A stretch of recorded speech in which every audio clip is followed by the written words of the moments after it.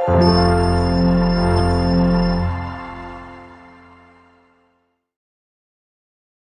Friends, स्वागत है आपके अपने YouTube channel digital maths department में। आज हम पढ़ेंगे कंटिन्यूटी की सबसे मोस्ट इंपॉर्टेंट प्रॉपर्टी बोल्जानो थ्योरम। चलो चलते हैं इसकी डेफिनेशंस की तरफ। देखो, सबसे पहले consider on interval of the form A B, यानी कि जो आपका इंटरवल है वो एक क्लोज एंड बाउंडेड इंटरवल होना चाहिए ए बी के रूप में। लेट आपका एफ डिफाइंड है ए बी टू आर में, be continuous if F A and F B have opposite sign, that is F A multiply fb less than 0, then there exists at least one point alpha belong to ab। कौन सा? ये open interval है, ये close interval था, such that f alpha बराबर 0। चलो इस चीज को समझते हैं अपन। तो चलते हैं, इसको समझते हैं पहले कि बोल्जानो थ्योरम क्या है। ठीक है, तो हम पढ़ेंगे बोल्जानो थ्योरम। ठीक है, तो इसके अंदर क्या था, आपको फंक्शन डिफाइंड करना था एक close and bounded interval A B सु आर में। ठीक है, ये फंक्शन है और ये जो आपका फंक्शन है ये कंटिन्यूस है, एफ इज कंटिन्यूस। क्यों? हम कंटिन्यूटी की प्रॉपर्टी पढ़ रहे हैं तो ये कंटिन्यूस तो होगा। कंटिन्यूस यदि F A and F B have opposite sign, opposite sign, इसका मतलब ये हुआ कि या तो एफ ए प्लस है या एफ बी प्लस है। ठीक है, या एफ ए माइनस है या एफ बी माइनस है। इसका मतलब ये हुआ ये दोनों में से कोई एक प्लस है एक माइनस है। अब अगर दोनों को मल्टीप्लाई करेंगे तो माइनस नेगेटिव आना है। ठीक है, जैसे मान लिया हमने एफ ए क्या है पॉजिटिव सपोज, और आपका जो एफ बी है वो क्या है नेगेटिव, तो हम ऐसा लिख सकते हैं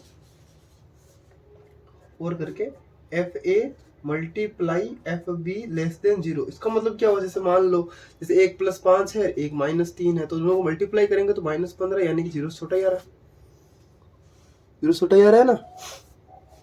ये था। अब देखो, तो ये अगर ऐसी कंडीशन होती है तो देन आप लिखोगे then there exist at least one point alpha belong to इसे ओपन इंटरवल ए बी में आना चाहिए, सच दैट एफ अल्फा बराबर हो जाएगा 0। चलो अब इस चीज को अपन ग्राफिकल मेथड से समझते हैं। जैसे मान लिया मैंने यहाँ कुछ ऐसे ग्राफ ड्रॉ किया, ये आपका कोडोमेन, ये हो गया आपका डोमेन।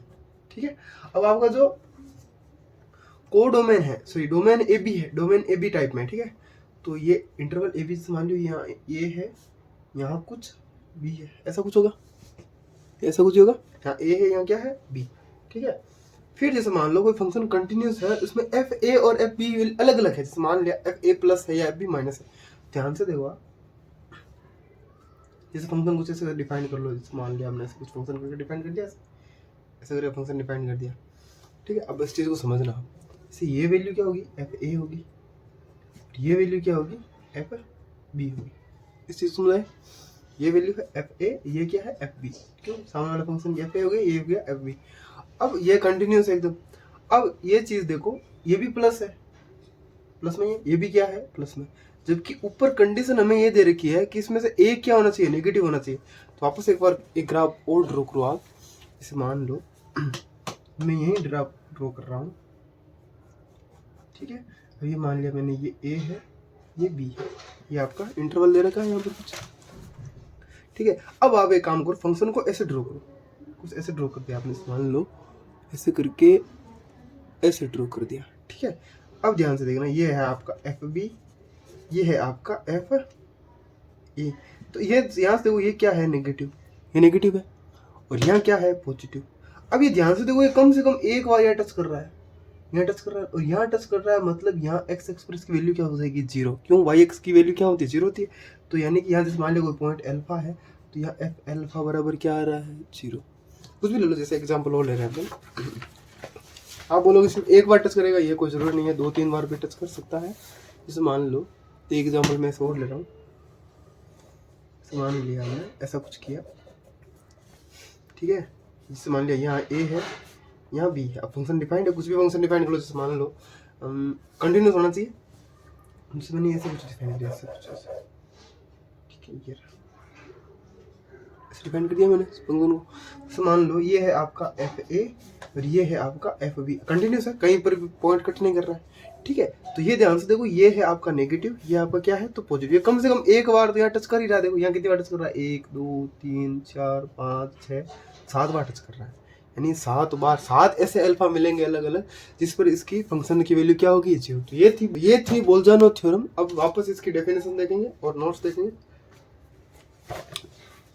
देखो, consider on interval of the form A B, let F defined है आपके close and bounded A B से आर में be continuous if F A and F B have opposite sign, that is F A multiply F B less than 0। समझ में, एक plus है एक minus में, तो दोनों की ओवरऑल मल्टीप्लिकेशन क्या होता है, माइनस में आएगा।